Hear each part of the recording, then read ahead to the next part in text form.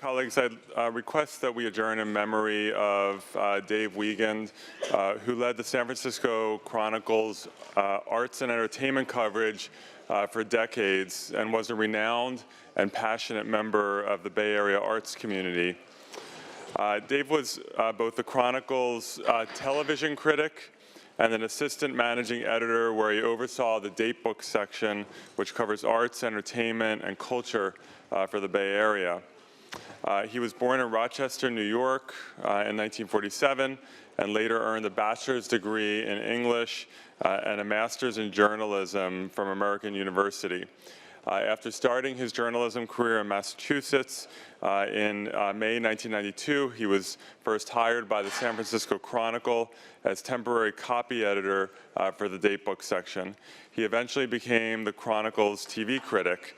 He also oversaw both the daily and Sunday Datebook sections. He also wrote fiction, and he co-hosted KQED's The Do List about weekend events in the Bay Area. His knowledge of the Bay Area art community was unparalleled. He wrote about TV with great intelligence, but he also wrote about the opera, theater, and the symphony, and about the Bay Area institutions where those arts thrive. It wasn't just a job for him, it was his existence. He knew the history, and he knew the people who were a part of these institutions personally. Colleagues, the Bay Area is a place where emerging, controversial, and new art happens. David always wanted to know more about these unfamiliar, daring forms of art. Under his leadership, the Chronicle was able to write about things that might fall through the cracks, which allowed the Chronicle to stay ahead of what was happening in the Bay Area arts world.